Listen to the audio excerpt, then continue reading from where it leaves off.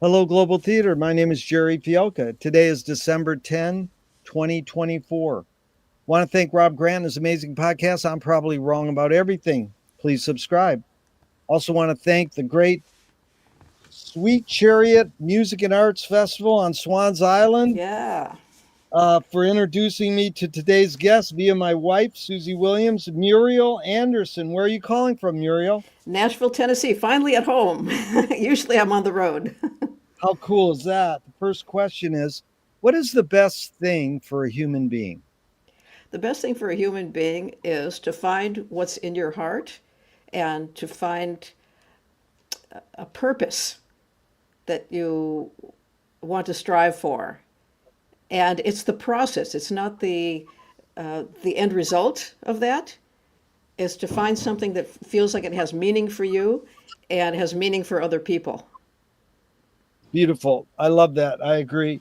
What's your favorite form of information, how it comes into you?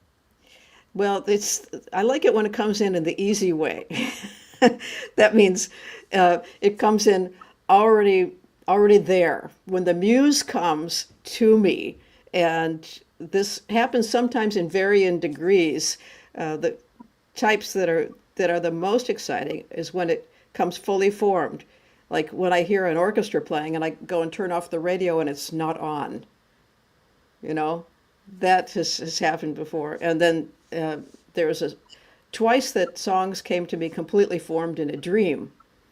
And the one I put out recently called Sailing Dreams. And it's, well, Sailing Dreams is the album, and the song that inspired the whole album is Sailing Dream.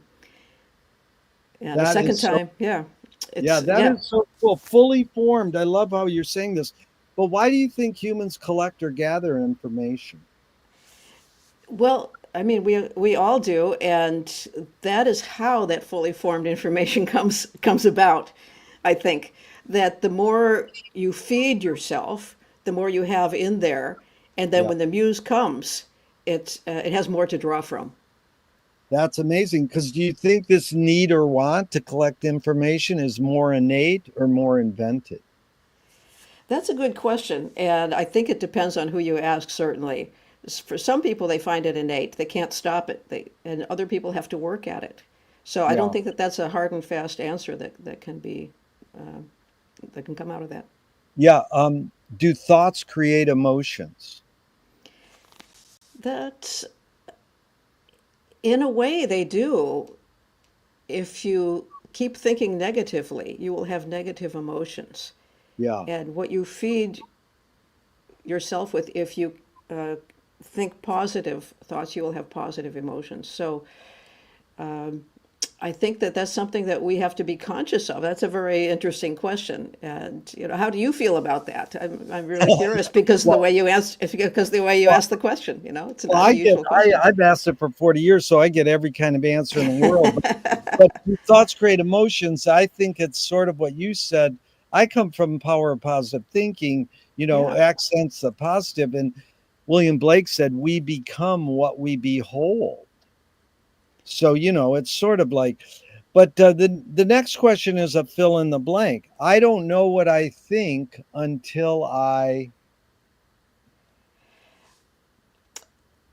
Ask other people or ask myself, oh because my, I always question what I think, and I like to gather information. In fact, Brian, my significant other, gives me a hard time about this because when I'm trying to make up my mind about something, I will do what you're doing. I ask people questions, and those answers help me to come to a better truth and help that, me find my answer. And I don't always take the answers that people give me, but I want to see things from different perspectives. I want to see things from different eyes and experience things through different shoes before I come up with that an is answer. right up my alley completely. I in fact say that I don't know what I think until I ask other people what I'm supposed to think. I sort of added a little different, but ask other people.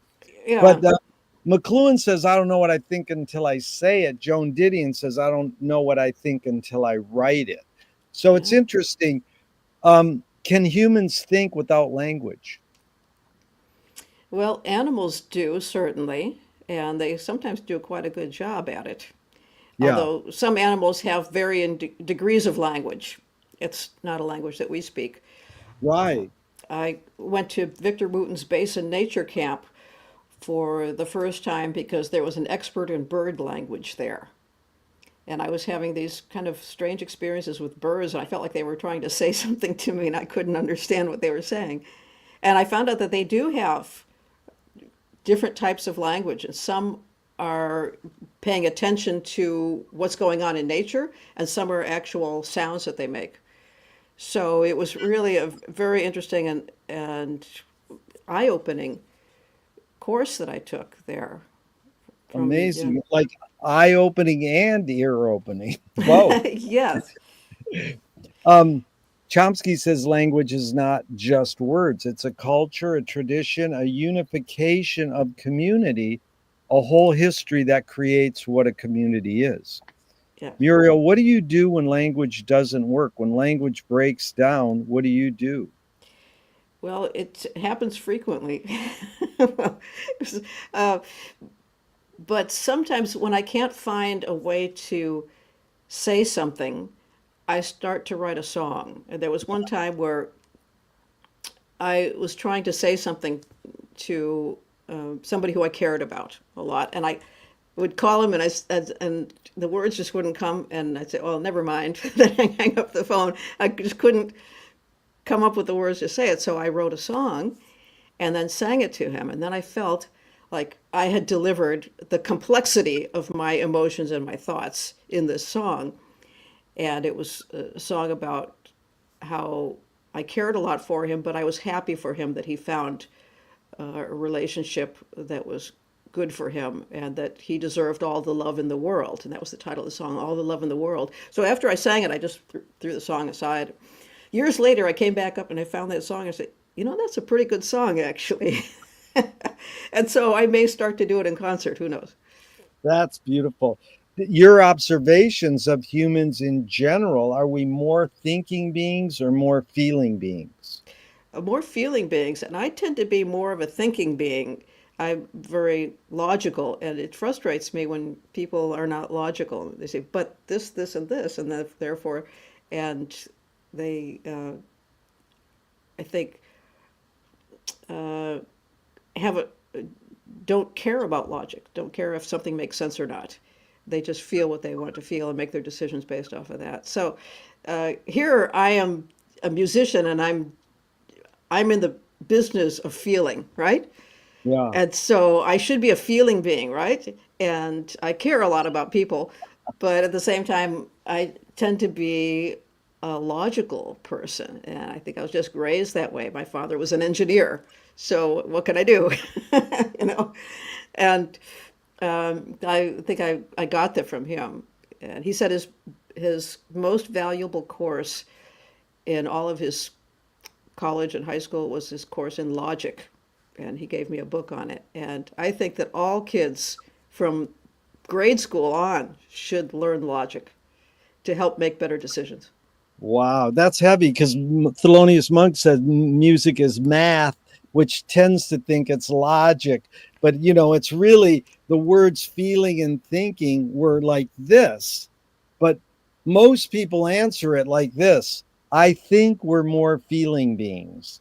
So, we invented these words, feeling and thinking. So we think we can separate them. And Bridget Bardot says, when I make love, I don't think. I'm like, good luck. How do you turn your brain off? You know, people who meditate go, okay, now think about not thinking. In fact, there's a bumper sticker on a car on my street. It says, don't believe everything you think. And I'm like, well, you could say, don't believe everything you feel. Yeah, right. So these are two questions from Alan Turing in the 50s. One, is thinking a function of the soul? I don't think of it as a function of the soul. I mean, that the soul is involved in everything that we do and feel and think. Yeah. But is it a function of the soul? It's something that the soul does because it's something that the person does, Yeah. given their. The second turn question is, can machines think? That is a bigger question now that AI is upon us, and upon us in a very big way. They can think in the way that we often define thinking. So that's a question that I don't think I can answer. Yeah. I don't think I And have that's enough what, information to answer that. well, this is what I want you to feel. I'm open to stories, anecdotes, tangents. You can say, I don't know how to answer that, or I can't answer that. Yeah, this, we're just here to have fun and exchange ideas. Yeah. So, do you more pursue happiness or more pursue meaning? I more pursue meaning, and in the process, I've found when people ask me how I am, I say, "Great," and, and I I feel like I'm in a really, really happy place in my life right now. Wow. Because Viktor Frankl's where I got it from his book, Man's Search for Meaning. And he says, happiness doesn't tend to last, meaning tends to last. Yeah, and that meaning changes, and it has Yeah. different layers. So it's Yeah. not just a single thing. I came to a realization at some point that it's not always the big things that we do that are the most important. I think the small things that we do can be just as important in a spiritual way. Yeah. Like if I am kind to a small animal, if I catch a moth and let it outside, for instance, Yeah. is that motion any better or less than starting a charitable organization? And No, I you know, like what you're saying. That's really important. That's so does the brain more detect consciousness or create it? Like, is consciousness there bubbling away and we're more so detecting it or more so creating it? let's see. Well, here again, we're talking about things that are intertwined. Yeah. Yes, and the the philosophy that we create our own reality, that we say, okay, I really want a chocolate sundae. I really, really want a chocolate sundae. Okay, is a chocolate sundae going to just come to me now? Because I'm really, really, okay, I'm thinking really, really hard about this chocolate sundae. Now, will that come to me? So I think that in order for that chocolate sundae to come to me, I need to do something perhaps to make enough money to buy a chocolate sundae or be nice enough to somebody who they're going to give me a chocolate sundae or Right. so there's steps in between that Yes. sometimes are left out of this conversation. Right. What's faster, speed of light or speed of thought? Yeah, well, uh, I sometimes think very slowly, so certainly light would make would win that race, I think. Audre Lorde, the poet, said you can't dismantle the master's house using the master's tools. Her colleague Yvonne Rayner said, oh, you can if you expose the tools. What new tool do you suggest? Um, why, first of all, would you want to dismantle the master's house? Yeah, see, you're answering a question with a question. You win. Yeah. That's what the series is all about, inventing new questions. But basically, I open some of these questions with cute quotes. It doesn't mean you have to apply them. It's you put it in the context. So basically, it's what tool do you most gravitate towards? If you want to add the word new, you can. And then if you want to apply the quote, dismantling the master's house using the master's tools, she was probably talking about white supremacy. So she was saying we got to you know, come up with a new tool or no, some people think, well, you use the tools that they use to dismantle like white supremacy or the master's house. But like you said, some people don't say, well, why would I want to dismantle the master's house? So basically, what tool do you most gravitate towards? I think kindness is the tool that tends to be most natural for me. That is great. I agree with you there. What new toy do you suggest? Another guitar, of course, another instrument. It's we just need one more, just one more. But it doesn't have to be a guitar because I have rediscovered the joy of being a beginner again by learning the fiddle. Oh, nice. Yes, and that's what I was doing earlier today, in fact, um, and perhaps for a little bit too long, may I add? Yeah. Well, we're going to get into music soon. What do you Yeah, worry about when you What do you worry about when you go to bed at night? many things. And often it's, did I say something that hurt someone's feelings today, Yeah. or did I?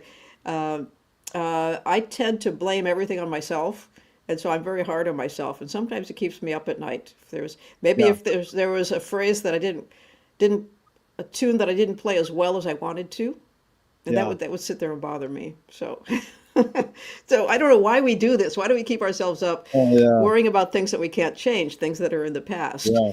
So I certainly would like to uh, do better at that and be a little easier on myself. Yeah.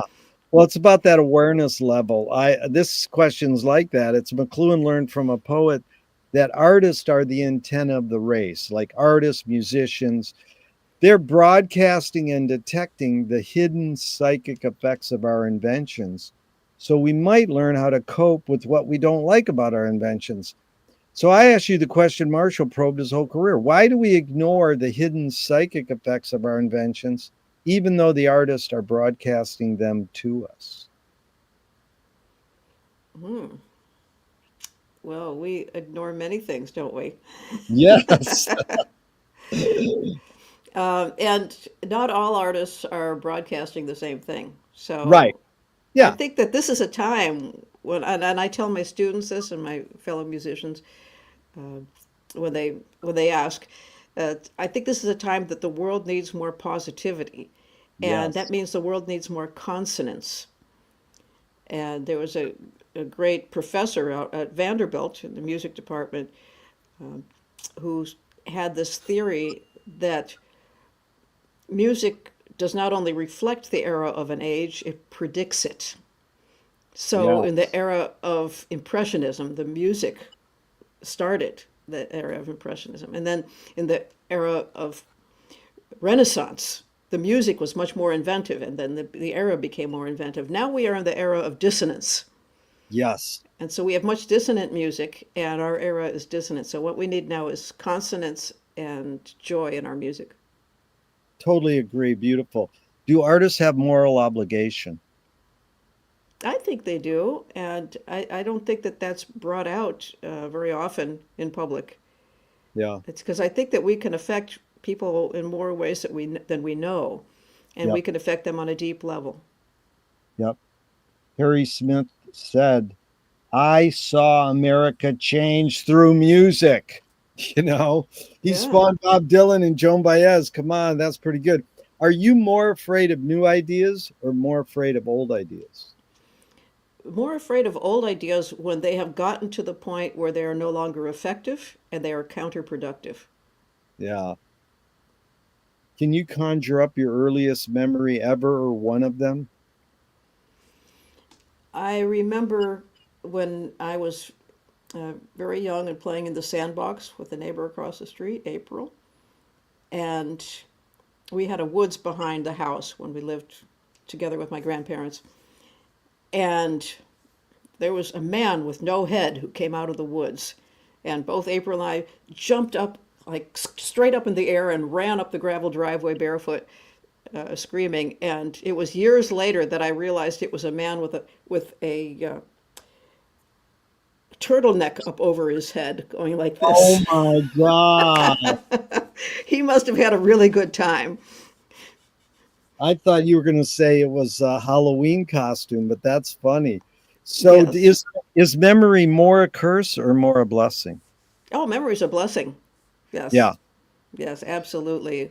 We are so blessed to have memory. And my mother Tell is me. 95. She still has a much better memory than I.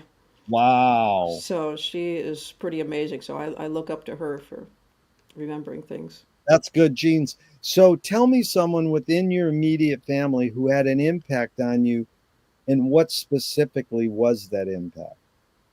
Oh, I mean, my parents, both of them, were always looking for what they could do for other people. And that would be our dinner conversation. My father would just talk about the good things he did for other people. And that's just what I thought we did for dinner time. That's what everyone did at dinner time. And so it just became ingrained, I think, that that's part of being a human is to try to make the world better for others. That's beautiful. Did they raise you a particular religion? They let us choose what religion we wanted to be. So my we went to the Quaker meeting.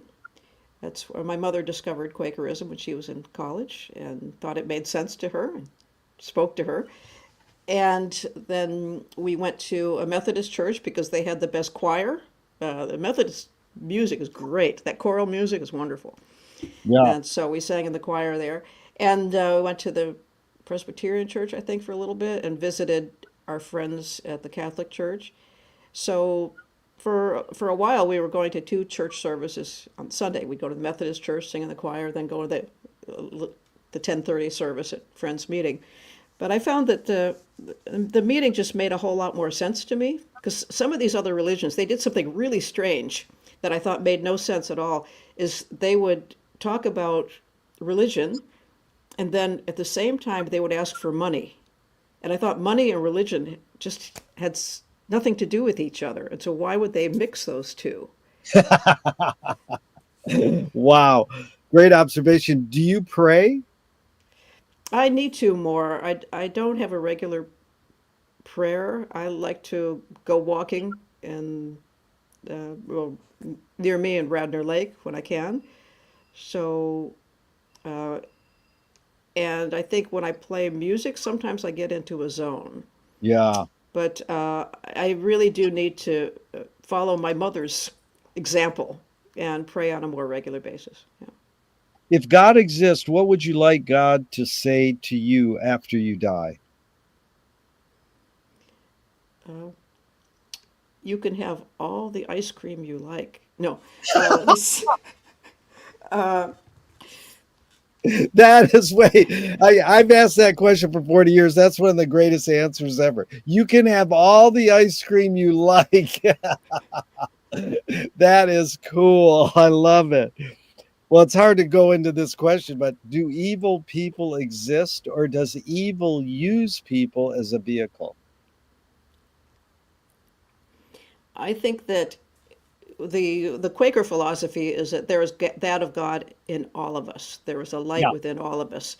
Uh, I think some people have had so much negative energy pumped into them through their experiences, through various ways, Yeah. and and part of it also is just who you are when you were born. I think that some people just tend to be more positive, some people just tend to be more negative, and they'll absorb the negative energy more. Yeah. And so, um, in the Well, that's same, yeah. yeah, so I think that there are some people who have so much negativity in them that they do evil things. And so it's, I don't see them as, um, I feel sorry for them for Yeah. being that way. But a lot of people say, Muriel, all people, we're all capable of evil.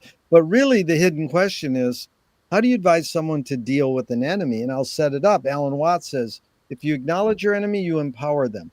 Coppola stole from the mob and the samurai. Keep your friends close and your enemies closer. JFK said, Hmm. forgive your enemy, but don't forget their name. And Fellini says, I need an enemy. So it's a lot of thoughts. The basic question is, how do you advise someone to deal with an enemy? But first, how would you respond to Alan Watts? If you acknowledge your enemy, you empower them. I'm not quite sure that I understand it as much, but I think that what it is you're separating them and not seeing them as a person. Yeah. So by not seeing them as a person, seeing them as simply an enemy, like the way we were trained to do during wars, right? So Yep. that we wouldn't see the person in them and wouldn't hesitate in killing them, right? Yeah. So we have to depersonalize them in order to be able to do the work of Totally. a soldier. So I think that's what he's referring to. If you label somebody as an enemy, you've just taken away the part of them that says you are a human being who's had a rough time. That's amazing because Walt Whitman says, I no doubt deserve my enemies. But there's a scene in Finnegan's Wake by James Joyce where at a firing squad, the guy who's going to be shot has to take a shit and he starts pulling his pants down. And the guy goes, I can't shoot you when you're taking a poop, man. So it's like seeing their eyes, seeing a human be human would maybe help cut down on people, you know, killing each other. But go ahead. Yeah, like if your friend or someone says someone's bullying me, how would you advise them? Um, let's see, think that it really depends on how. So, because the answers would be different depending on the Yeah. situation. Well, The go ahead.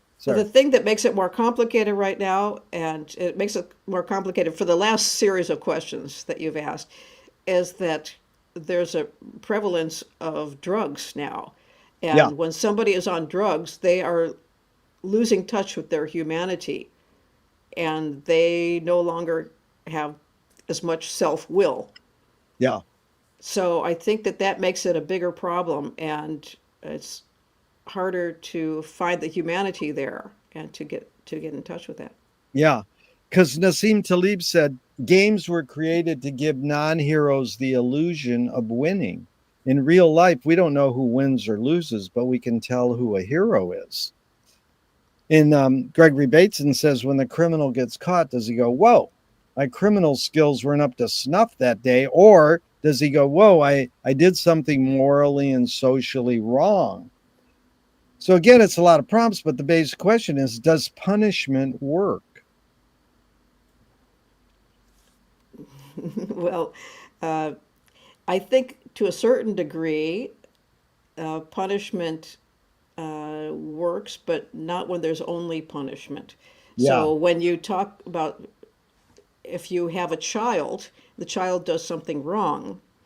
If there's no punishment, then that child will feel empowered to do that again. yeah, And so there has to be a balance of punishment, and so that it matches, the punishment matches the crime, essentially. yeah, And so that's you can't eliminate punishment altogether. yeah. Although James Joyce, positive reinforcement certainly tends to work better over the long better. run. Yeah, better in Yes, better. rehabilitation. Yeah, again, your positiveness really comes through. I appreciate it. I need more of that, and I think the world needs it. Um, James Joyce was the first projectionist in Dublin 100 years ago. He basically checked out. He said, this is stupid. Why should I go inside a building and see a movie of a tree when I can go outside and see a real tree?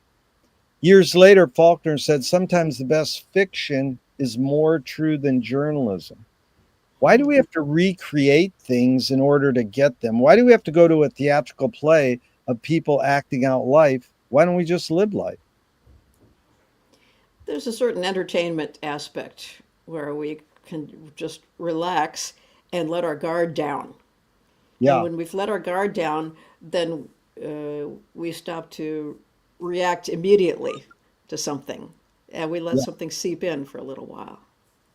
Seep in. I love that verb. So walk us through, Muriel, your tipping point. So are your parents playing music around the house on vinyl or on radio or live? And then you're seeing music about your world. Where did you go? I want to do that. That's my tipping point. That's my calling to be this. Well, let's see. There were several times that I think the real tipping point when I had the sense that there was something I was supposed to do in life that in fact, it was so strong that I thought that all kids thought that they had a calling, and it was their duty as a human being to find what that calling was and then to do it. And so I was really curious what this calling would be, and I had a sense it would be in the arts. I didn't know if it was creative writing or drawing or paint, sculpture or music. And then one day I had a dream that I was carrying my guitar to school, and the guitar became heavier and heavier. And finally, I just set down the guitar and sat on top of it, and it took off and uh, just a few inches from the ground, and I rode it to school. And I was having so much fun that when the bell rang, I just kept on riding it around the blacktop. And I woke from that dream thinking, oh, I think the guitar is going to carry me in life. That And is amazing. But again, back to your parents, are they nurturing live music around the house, playing records? How's your exposure to music before that dream? yes, we all played and sang music for fun, and still Yeah, do. When we get together for Christmas, we'll all pick up some instrument and scratch out some Christmas carols and yeah. and sing. And we always sang folk tunes in the car when we were on our way places. So there was always music in the family. And my mother's family in particular, her father was a professional musician. He played saxophone in John Philip Sousa's band for a while, Oh, then had his own radio band. So that's when every radio station hired a band to play music. So that's what he did. that's heavy. So where's your tipping point saying I can be more than a player? I can be a composer. I can write music and write lyrics. Where's your tipping point for that? I always thought I could write music. I thought everyone could write music, and I remember my first song that I wrote. I heard the doorbell ring, and then I walked over to the piano and found the notes on the piano that the doorbell was playing. I found they made a chord, and I could make a that chord with this hand and then make a melody with that hand. And I wrote words to it, which were very profound. They were ding dong, ding dong, ding dong, ding dong. That's how the doorbell rings. What age is that about? Yes, it was before kindergarten at some point, so four or so, four Oh, or that five. is Yeah. beautiful. What a great story. So, a screenwriting teacher told me great art is when you can clearly see the intention of the maker. Stanley Kubrick says the opposite. Great art is when you can clearly not see the intention of the maker. What role does intention play in your creative process when you're writing a song? Sometimes the songs will have an intent, and sometimes they'll just be there. They don't have any particular message or meaning. So it just depends on how the song or the piece of music comes about. Yeah. And sometimes the song will tell me its meaning later, where I start writing a song and these lyrics just kind of fall into place. And first they don't make a lot of sense, and then they start to make sense. And then they tell me something that I needed to hear by the end of the song. Wow. Duchamp said there's no art without an audience. How much are you thinking of your potential listener when you're writing your song? Well, not really a lot because I don't write music commercially. I write music as an extension of who I am. Although sometimes it's nice to have as a mission, something to write for. So if I get a commission to write a piece, I've had several commissions for guitar and orchestra, for guitar and violin, for great violinist Rachel Barton. I wrote some music for her.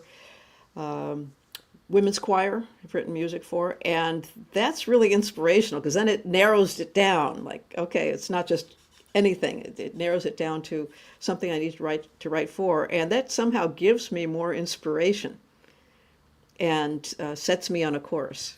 So I'd love to have another commission again sometime, just to do that. That that is amazing because my wife Susie is the same way. She loves to write songs and she does it all the time, but she likes when people give her assignment, like my Yeah. grandmother's turning 95. Could you write a song?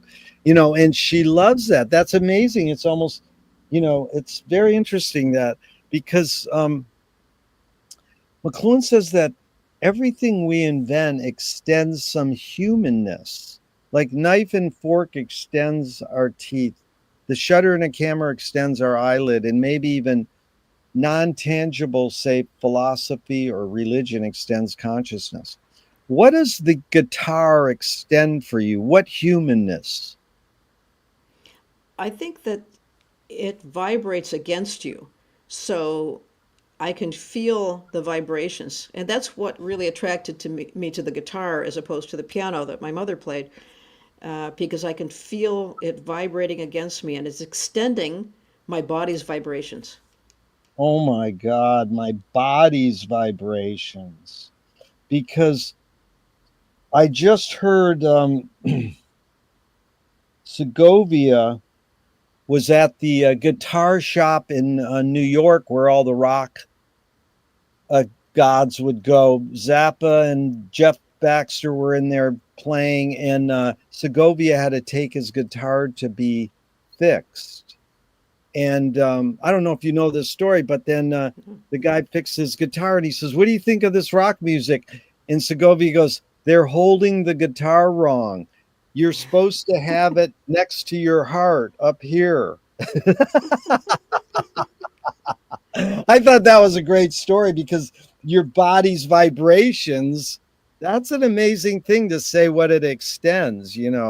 I appreciate that. Um, so what's the function of music? Well, J.S. Bach said the sole function of music is to glorify God.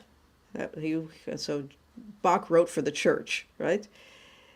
And uh, I know somebody who plays heavy metal music, and he says it's the function of music is to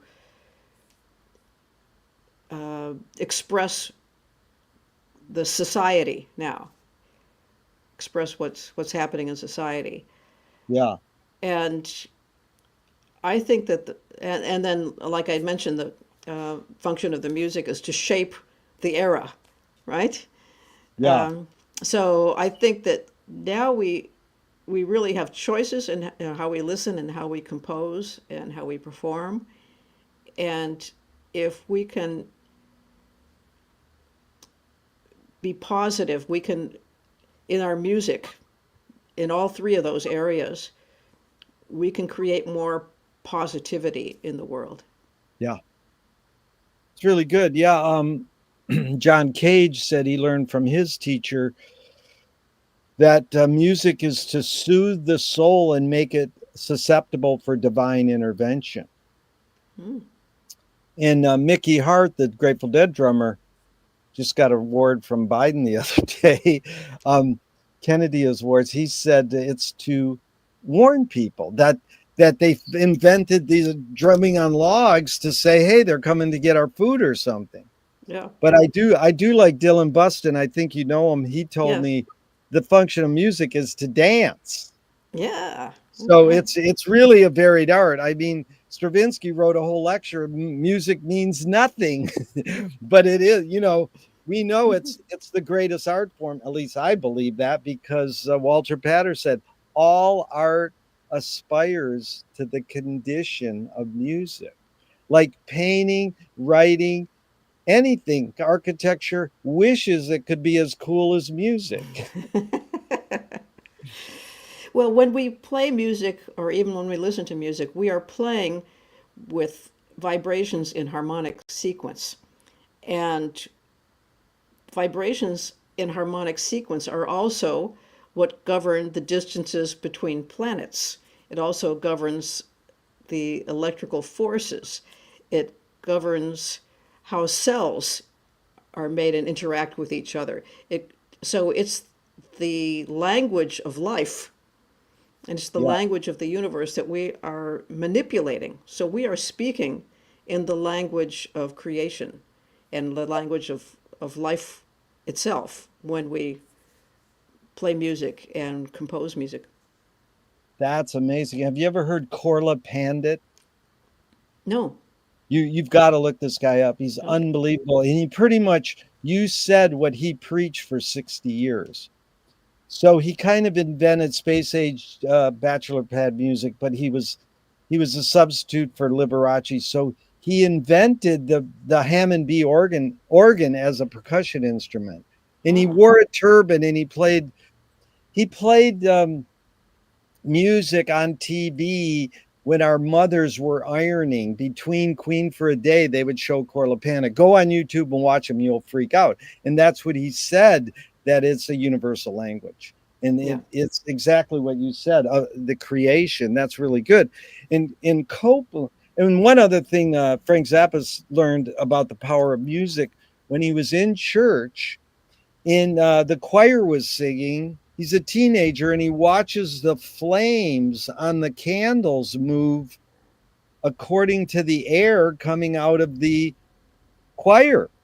And so he called music air molecule sculptures. So you're sculpting with air. And Copeland, he distinguishes the four elements of music or ingredients: melody, harmony, rhythm, and tone color. So, first of all, how do you explain what is tone color in non academic terms? Like in a normal person trying to explain what is tone color? It has to do with the frequencies and the overtones Yeah, as much as anything. So when you play a note, in addition to its fundamental, the main frequency that you hear, yeah, it also has harmonics in it that are mathematical relationships of that note. They are yeah, halves, thirds, quarters, fifths, sixths, all different patterns, and those are present in different degrees. So yeah, if you play a string near the end of one of the strings, you'll activate more of those high partials, and you'll yeah, get a tone color that's brighter.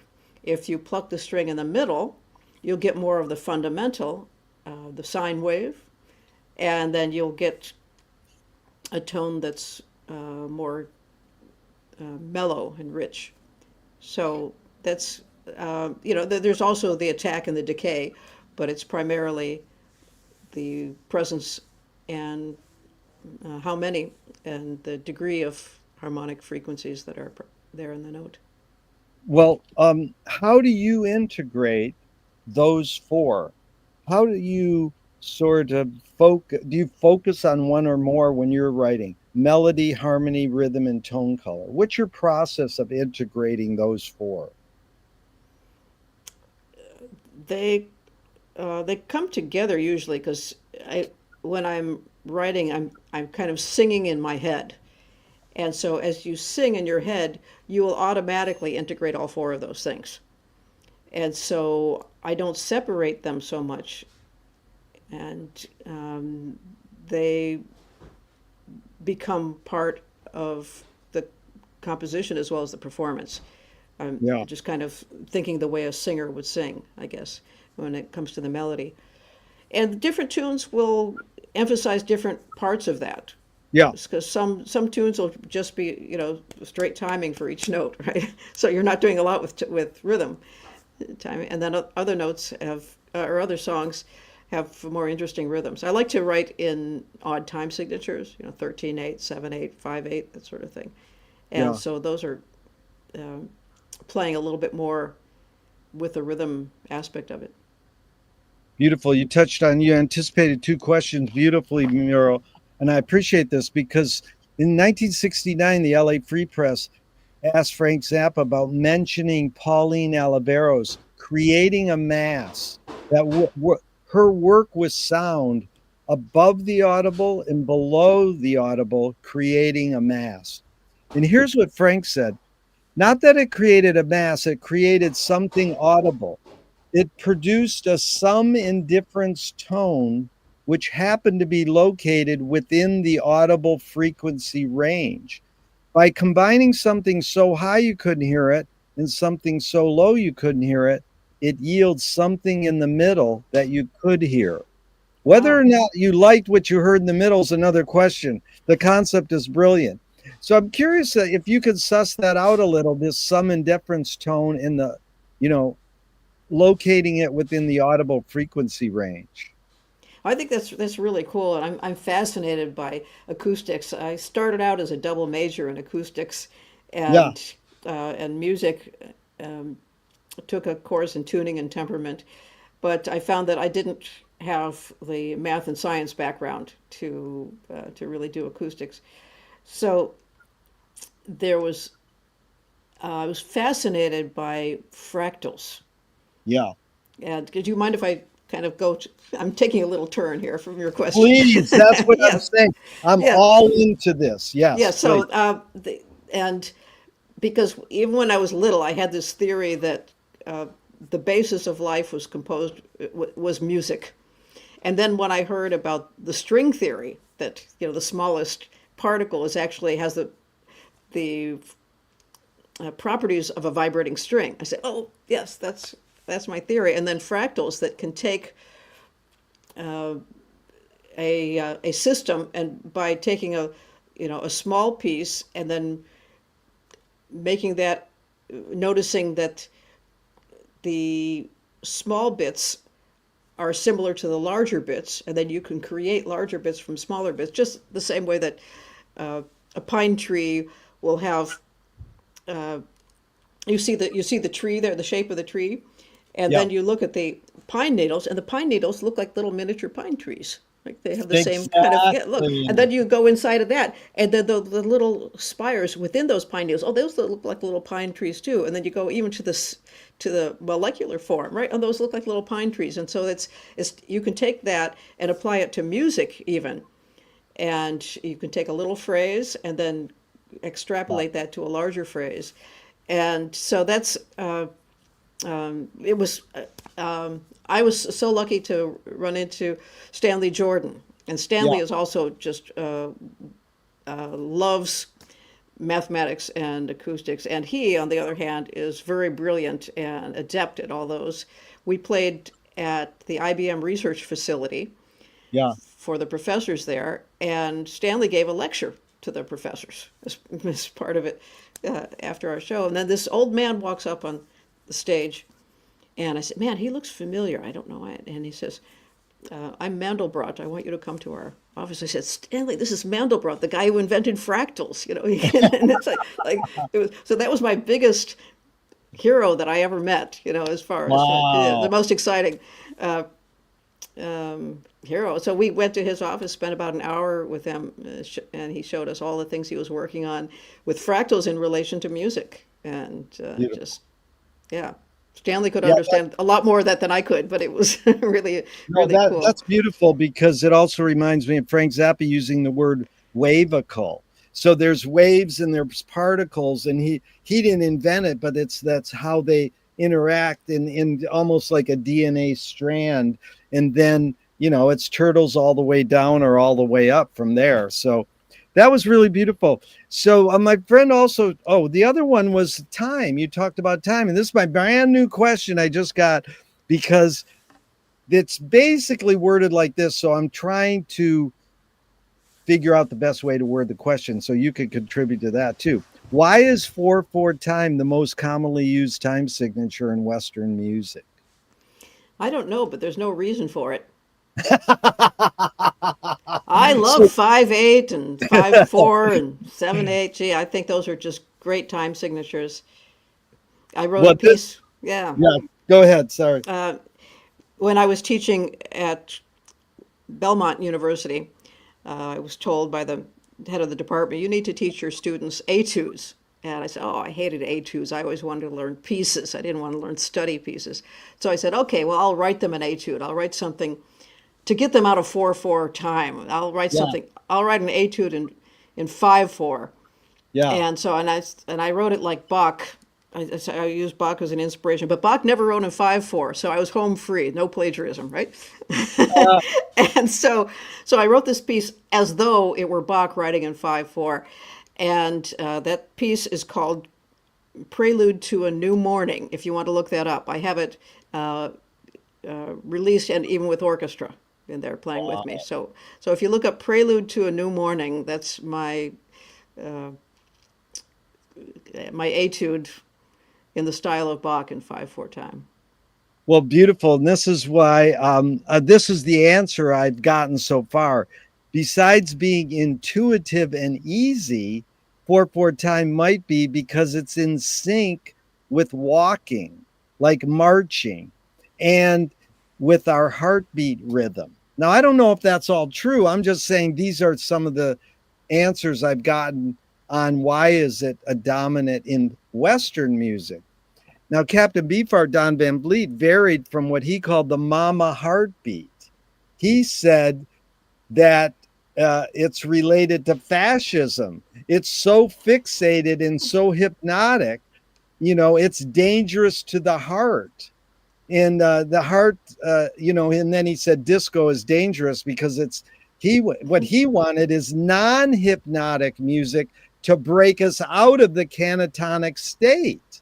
So that, I mean, does that resonate at all with what you're talking about? Len? If you just do everything in 4/4, then everybody goes into this somnambulous state that's reflecting maybe their heartbeat. Well, I think the heartbeat is a little more like 7/8. Is it really? Wow. Yes, yes. So I believe heartbeat is a little closer to 7/8 than it is. And there is one piece that I wrote called The Sight. So I think that I don't think 4/4 is harmful. So to just Yeah. to start with, I think you're home free if you like to play in 4/4. That's fine. So, but there was one time that I was just stretching just in a steam room, and as I was stretching, I found I was kind of going into this kind of a hypnotic state without meaning to. I said, "Oh, this is kind of cool. This feels good." So I just sat down, and then at one point I could remember all of my dreams. It was like a door opened, Yeah. and then when I was in that place, and I was saying, "Oh, that was really fun. That was really fun. I should remember that." But it was different, and there was a chronology to it, but it was not in the order that the dreams happened. It was a different Wow. type of chronology, and it was a different place. So you weren't limited by things like consequence. You weren't limited by the consequences of your actions. Yeah. You weren't limited by gravity. You could fly and do all sorts of things in dreams, right? So as I started, I said, okay, it's time to take my shower. And as I got up, all those memories started slipping to, and by the time I'd driven home, I couldn't remember any of the dreams anymore. So Wow. having experienced that place, I wrote a piece of music that would describe that place. And Yeah. so I did it in a 432 pitch. So I changed the pitch of my instrument to 432. That was the ancient tuning. And I used a rhythm that was not a straight timing. It was a dot, dot, dot, dot. It was somewhere in between 4/4 and 7/8, but different. So it Yeah. just had a little lilt on one beat. So it was a very unusual timing. So it made sense in and of itself, but it really was different from the timing that we have. So that piece I call the sight, Yeah. SIGHT. So if you look that one up, you'll be able to experience the music for that place where I was, where the dreams lived. Beautiful description. Sounds like, when you're listening to water drip outside when it's raining, the Hmm. time. So my friend says the three T's of music are technique, theory, and taste. So you learn technique, the structure theory. How does one acquire taste? By leaving things out. That is, how most people answer. Almost the opposite. They say you learn taste, you acquire taste by exposure and experience. And it's funny because the word taste implies gut. So it's like intuition. Well, you know, how do you have an intuition? This is a quote from Marshall McLuhan with the word taste in it. So I'm curious your reaction. Song is slowed down speech. The reason cultures have different musical taste is ultimately connected to language difference. Language, well, and exposure. So, I mean, Yeah. there's places have radically different music, and I think those musics are fascinating. And now with the internet, we can listen to those. And it's surprising to me that more people don't expose themselves to some of this really cool music, Middle Eastern music, Yeah. Eastern European music, and the Indian music is very different. And I don't even understand it because the forms are so long in Yeah. the Indian music. So it's yeah, but someday I want to try to understand Indian music more. Well, Oriental. before they called it world music, we were listening to Ola Tunji years before they marketed it as world music, and then Yeah. the Bulgarian Women's Choir Oh, charted on. love that. They charted on the English pop charts, and then the tuba throat singers, that's transcendental music. They ended up Mm. on Johnny Carson in the Rose Bowl parade, and they sing about three things. I didn't need to know their words. That's what he's saying, language difference. They sing about snow, their boots, and horses. But Horses. to me, it's way beyond that. What's more fundamental, music or language? Um, well, language is certainly con convenient and helpful. Yeah. And uh, I think music is a part of the human condition as well. Yeah. I think that there's music in all cultures, some sort of music. So I think they're about 50-50 because we find music Wow. and language pretty much equally everywhere. That's pretty cool. Tell me a instrumental that makes you laugh. It's Pat Metheny's First Circle, Oh, wow. That's cool. and I'm just a great Pat Metheny fan. I think he's brilliant. Yeah. And Bela Fleck also, I just another Yeah. brilliant artist. But when I got the album First Circle and listened to that first cut, and it was all done on guitar synthesizer, and he did an impression of a high school marching band, complete with Yeah. all the mistakes that every instrument would do in it, and it was Yeah. just hysterical. I was on the floor, just That's great. rolling Because around. anybody who would do an Ornette Coleman composition on their first solo album is okay with me. So Thelonious Monk said silence is the loudest sound in the universe. And Miles Davis talked about the space between notes. George Clinton says funk is the absence of. How do you know to incorporate silence in your compositions? How do you know when not to play?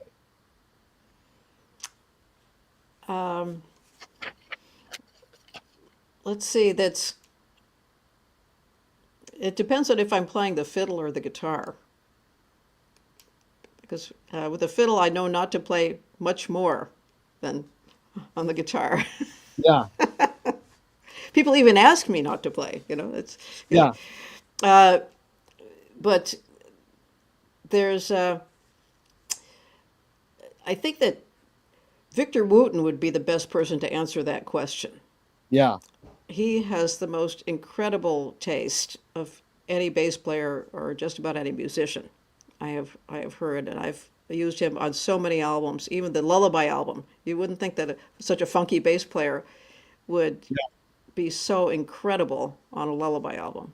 The Nightlight Daylight CD he played on. So he just had an incredible sense of where to play and where to leave spaces.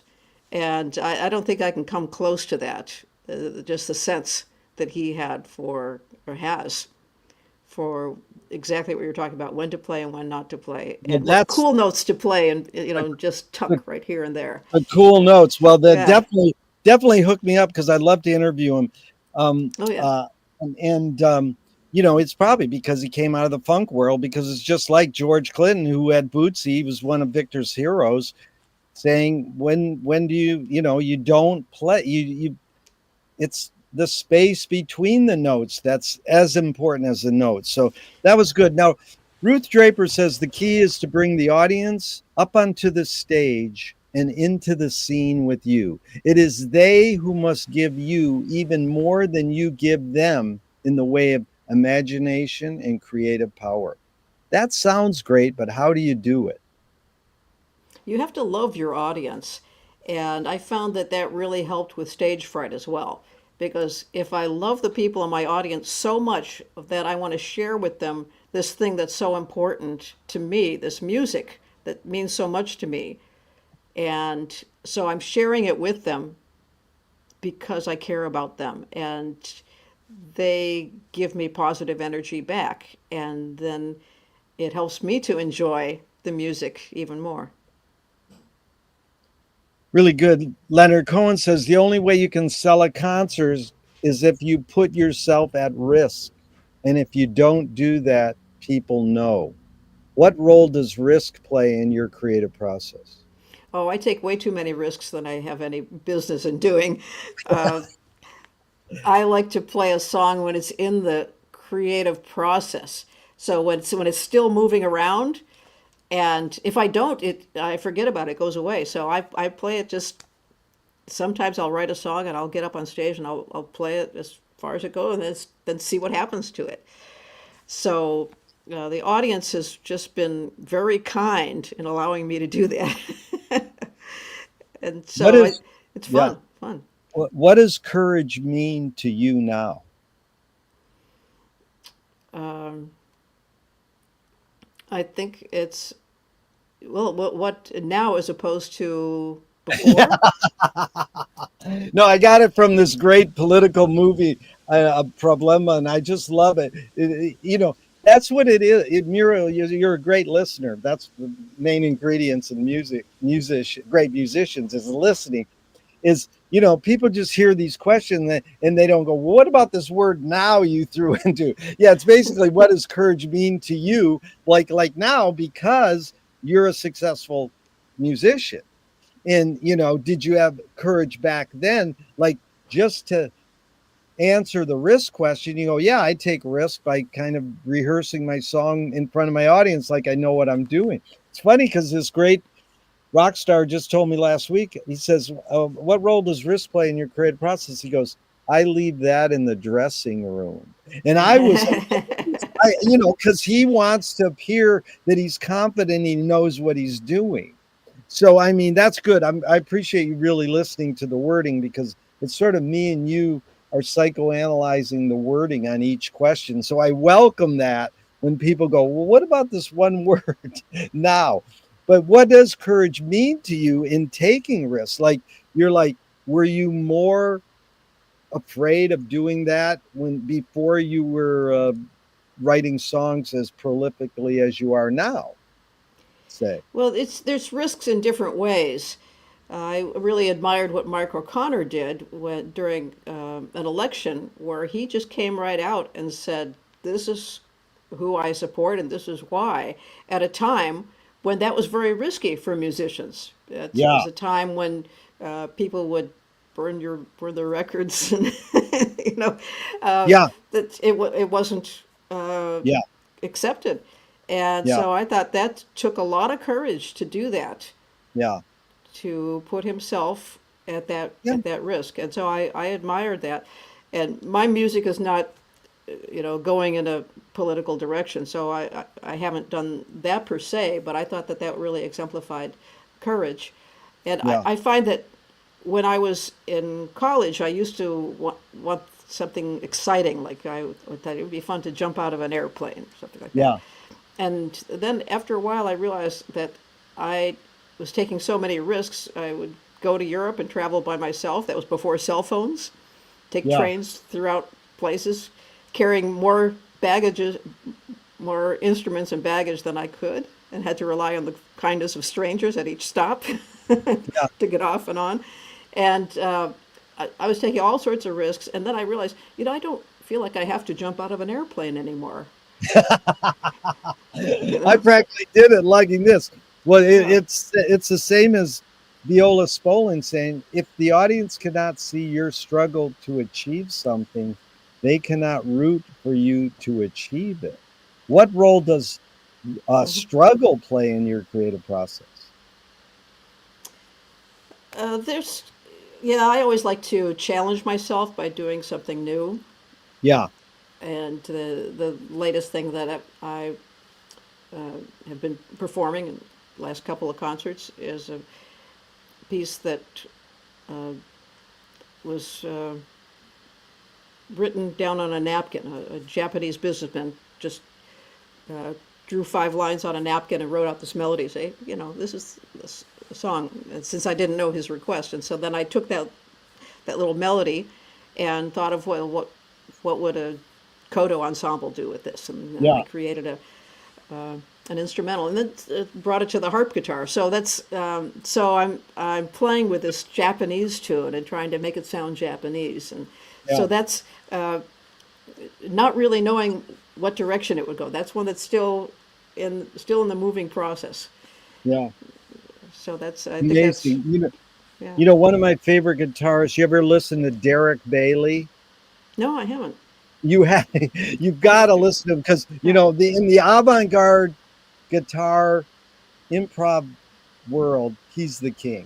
And it's Yeah. just like, um, he said something like, improvisational music, avant-garde jazz, whatever you want to call it, free jazz, is when you don't know what's going to happen next. Hmm. And that's the thing. How do you erase that? I've talked to a lot of musicians and they go, don't think. It's like, yeah, good luck. That sounds romantic. Don't think. You've got this Yeah. Rolodex of licks in your head and you know when to apply them, and how do you get away from those by not thinking? So, you right off the bat saying you're more of a logical or linear thinker, which is usually left brain, whereas right brain is you're intuitive and feeling. So it's like that's the corpus callosum, the space in between the right and left hemispheres of the brain. Is women know how to integrate the two better. Men are usually all L, linear, logical. So it's really a treat when you can find the middle, and make it a partnership, of logic and, Maria Callas is in the news now. She said, in order to be a performer, you have to have half of your brain in control and half of it out of control. Like, good luck. Here's one more music question. Okay. Ben Ratliff, he wrote Music Writer. This is actually from his book on Bill Frisell. I mean sound as it has long functioned among jazz players as a mystical term of art, as in every musician finally needs a sound, a full and sensible embodiment of their artistic personality, such that it can be heard at best in a single note. So it was like he would describe Miles Davis with 2 words: fragile and pointed. Coltrane, slightly undercooked and urgent. If a music writer that you really respected was going to summarize Muriel's sound in 2 words, what 2 words would you go, they got me? It would be like something like no idea. Ah, Because I have so many different sounds. yeah, Yeah, that's I really go in a beautiful. lot of different directions. I like that. What's more important, conviction or compromise? Compromise. Yeah. Yes. There's no right or wrong answers to any of my questions, but that one you got right. Mhm. um, what was your guess or hunch was the function of the cave artists? And this includes the cave musicians. We don't have records of their music, but what do you think the function or motive of cave art was? Well, I don't know enough about it to know if there was some purpose for their art or if they were simply expressing themselves. So I think that uh, it was some of the first graffiti that we've seen. Yes, So, um, I agree with you there. That's yep. beautiful. In your accomplishments, how do you rate these 3 elements: luck, skill, and ambition? What played the biggest role, second and third? For myself, Yeah, I think ambition first, and then it was only because of the ambition that I was able to attain the skill that I got. yeah, yeah, And then luck either Good or bad, I've had plenty of both. Wow. Yeah. T.S. Eliot said poetry is outing your inner dialogue. What language is your inner dialogue in? Well, my inner dialogue is partly in English and partly in notes. Notes. Beautiful. Two of my film heroes have this mantra, ignore yourself. Jonas Mekas says, there is no self expression. And Cecil Taylor, great jazz pianist, says, I'm just a vehicle and this stuff just comes through me. Is art making, music making more self expression or more you're a vehicle for whatever technologies, cultures, and environments are dominant? Expression, yeah, for Yeah. myself, definitely. Yeah. So. Can art making be egoless? Music making, art making be I egoless? think the best music making is by and large egoless. Yeah. You're just capturing something. A lot of times the music is there, and you're just capturing it like capturing a butterfly. Yeah. Beautiful. Is perception reality? In It is for us, yeah. I think that our reality, what we perceive as our reality, becomes our reality. Lewis Carroll says, I believe as many as six impossible things before breakfast. Have you believed in any impossible things lately? Let's see, Santa Claus. Let's see. That Um, is good. No one ever says that, Muriel. That's so simple. A. Milne said, people say nothing is impossible. I do it every day. Tell me one major element of your muralness and your guitar and your music, you who you are, one major element that's changed and one major element that's stayed the same in the years you've been doing this. well, I've only realized this from people who tell me Yeah, is that they feel kindness in my music. nice. And I think that's what speaks to some people. There was 1 week that two people contacted me and told me that my music brought them out of severe depression. Wow. And I just felt so humbled that, I wasn't trying to do that. It was the music itself that did it. And I can't claim responsibility for, you know, creating all this music. I think a lot of it was a gift. I don't work as hard as a lot of people do at my music. I have other hobbies. I do other things. So I don't, I didn't sacrifice my childhood for music. In fact, I still have a lot of it. So I think that because the music came easier to me than it does for many people, that part is a great gift. And so I think that that part maybe has been pretty much the same. That I think that element has been there for me, and things that have changed are virtually everything else. As I've changed, I was playing pretty much exclusively bluegrass for a while, flat picking, then went to more finger picking, Doc Yeah. Watson style, Chet Atkins style. Then I played jazz. Then I played classical for a while, and then international music.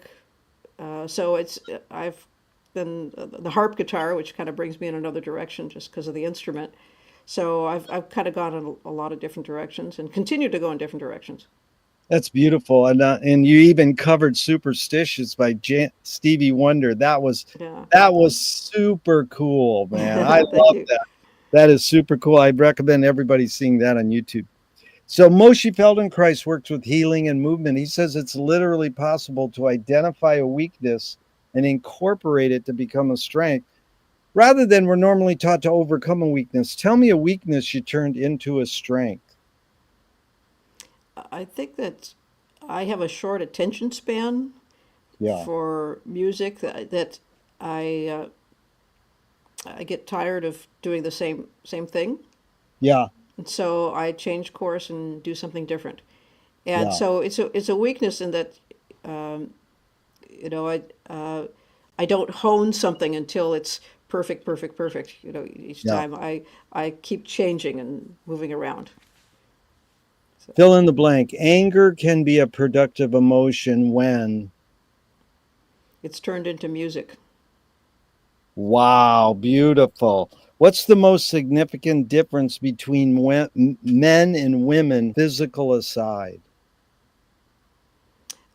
I don't know because different people have different amounts of the masculine and feminine in different ways in them, and or those qualities.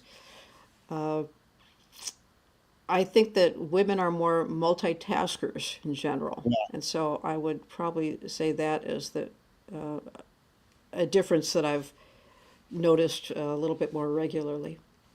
What caused matriarchy? What caused it? Yeah. Well, there are matriarchal societies, like Finland is primarily matriarchal, and so what in what ways and are you talking about matriarchal? Well, it's funny because people take it other. It's hard to answer it in a way because it's ruled by women, but basically it's that women gave birth, so that's why they're the sort of leader of the culture. I mean, that could have caused it, but who knows? I mean, that's why I ask questions because I don't know the answers. Well, I only know because my heritage 4 generations ago is Finland, and so I've learned a little bit about that. And part of it is the language that there's not a difference between he and she.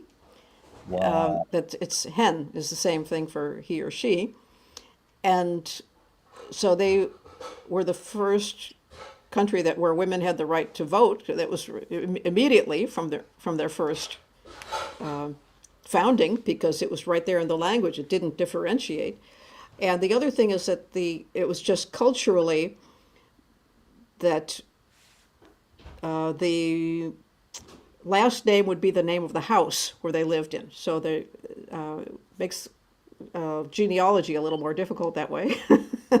But so when you lived in the house, you took the last name of the house, and typically the men would move into the woman's house, and so Wow. that's where so more often it was matriarchal, and this is not true to this day, but Yeah. historically. So this was what I have been told. So I only know that just through my limited experience, my limited knowledge in that. That really helped me. I'm studying this deeply because I wrote an essay about Can Art Stop War, and it's based on Maria Gombudas and Riane Eisler, Chalice and the Blade, that we're probably more hardwired for cooperation than we are for war and violence. You know, and most people say, well, we're hardwired for violence. It's like, nah, I don't know about that. These are 5 quick Alan Watts questions off the top of your head in just a couple words. One, who started it all? Who started what all? Good. You answered a question with a question. Two, are we going to make it? Let's see. I would have to be able to look into the future in order to give you that answer. I think some of us will be able to make it more than others. Yeah. Yes. Three, where do we put it? We put it in our music. Four, who's cleaning it up? It sounds like Brian is in the kitchen right at the moment. Five, is it serious? Of course it is. Really great. A couple more and we're out of here. Thank you for your time, Muriel. This has been fun. There's a line that goes, you create what you resist. Bob Goldthwait, the comedian, said, morphed it into you are what you hate. And James Joyce said, it's a curious thing how your mind is super saturated with the religion in which you say you disbelieve. Louis Buñuel nailed it. He said, thank God I'm an atheist. So I'm curious your thought or reaction to this line. You create what you resist. Not you, Muriel, but one creates what one resists. Any thoughts on that line? Well, I've seen that over and over again. It's called hypocrisy, right? The things that you blame other people for, you are more likely to have those tendencies within yourself because it Yeah. bothers you that much. Yep. And whenever hear somebody over and over again accusing somebody of something or accusing people of something, my little antenna goes up. And they say, oh, Yes. they probably have that tendency themselves. Beautiful. How do you find peace of mind? Well, uh, would like to find it more, but I think I have really um, found it. The music has given me a pathway to it. I tell you that. Yeah.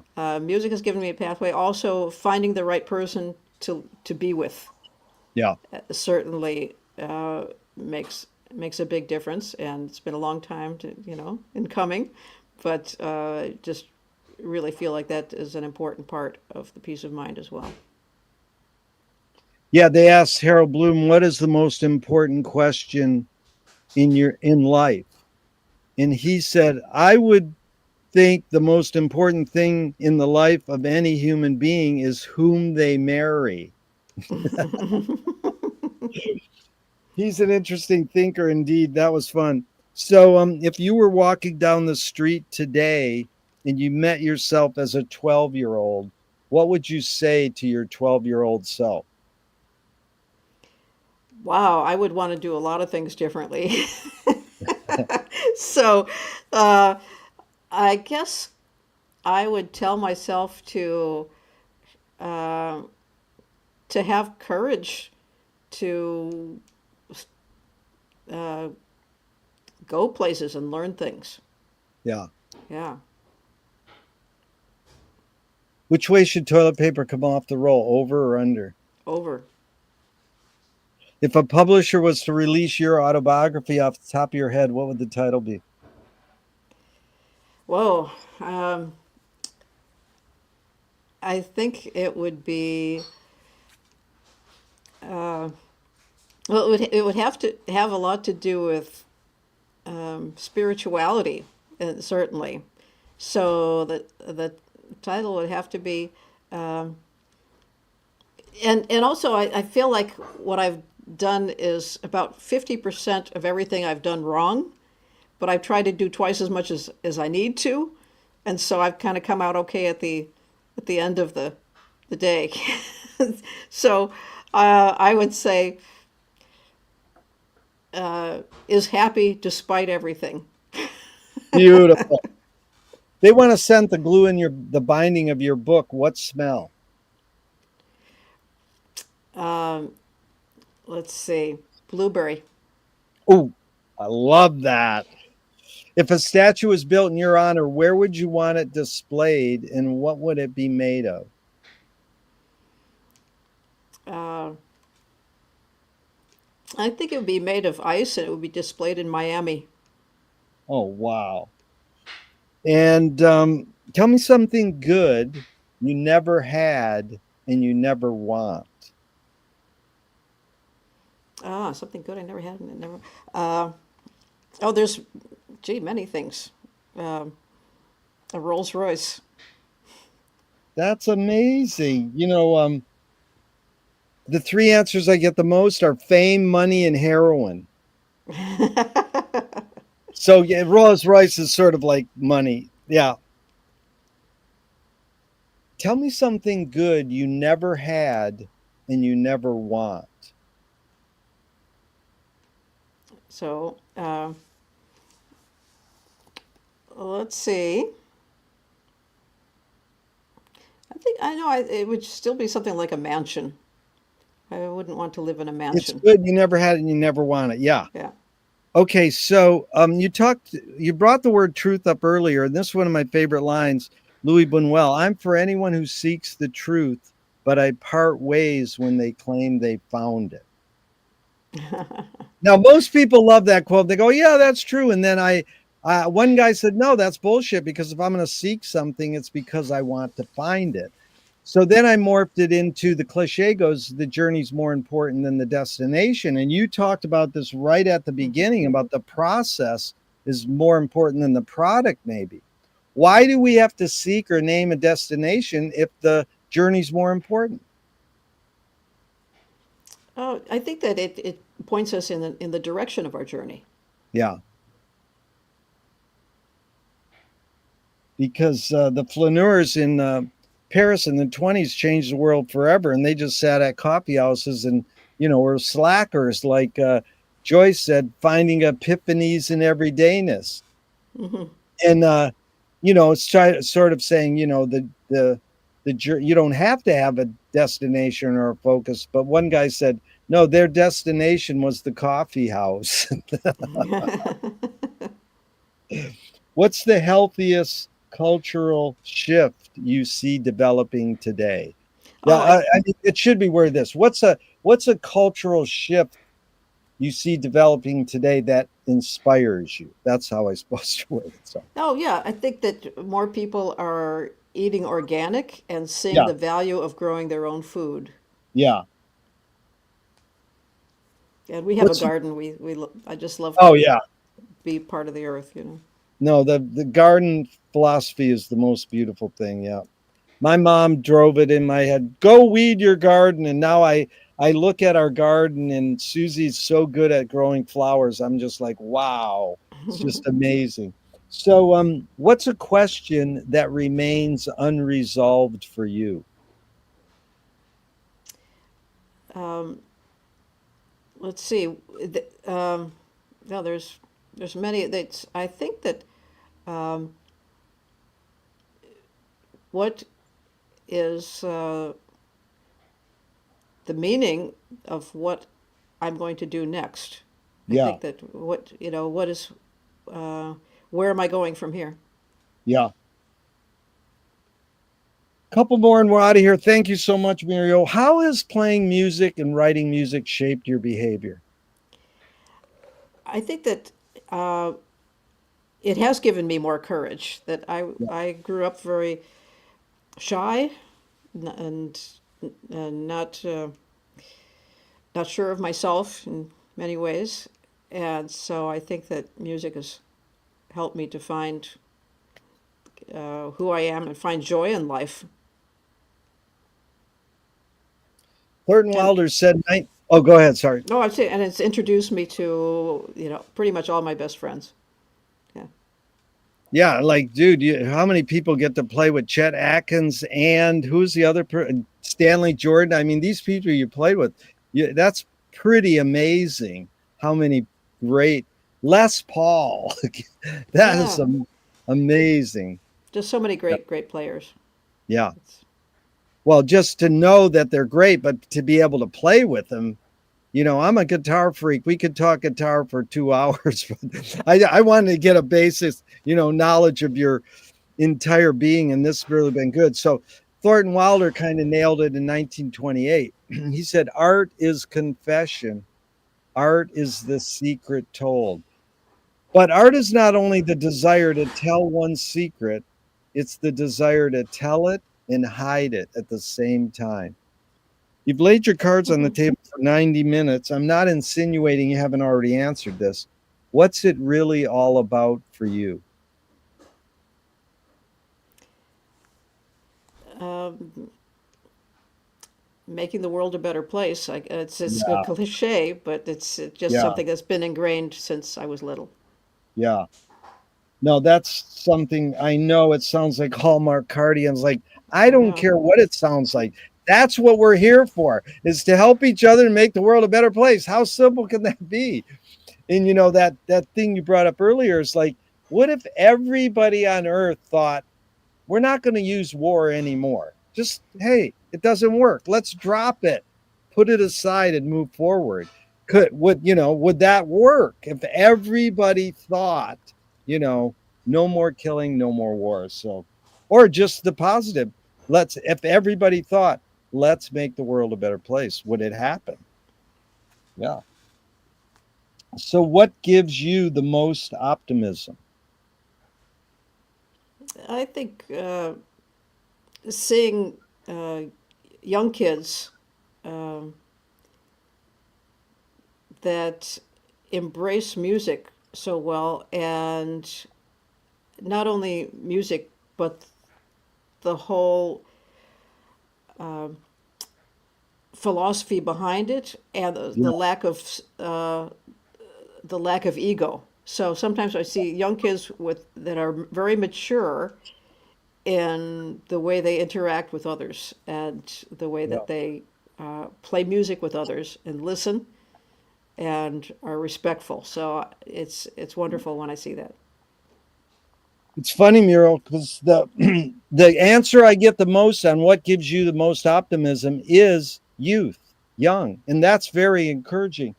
Because the first question I ask is, "What's the best thing for a human being?" Wilhelm Reich said the best thing for a human being is another human being. And they asked Groucho Marx the last question, "What gives you the most optimism?" And he said, "Other people." So it's sure been fun spending this time with another person, especially because it was you. Thank you so much for your time and Thank you, energy Jerry. and all your music. Wow, you're great. Appreciate it. Well, thank you, and greetings to Susie. Oh, thank you. And even though I'm going to hit this end broadcast button now, I hope this never ends and we can keep talking forever and ever. Okay. Thank you. Thank you. Bye. Bye. So long.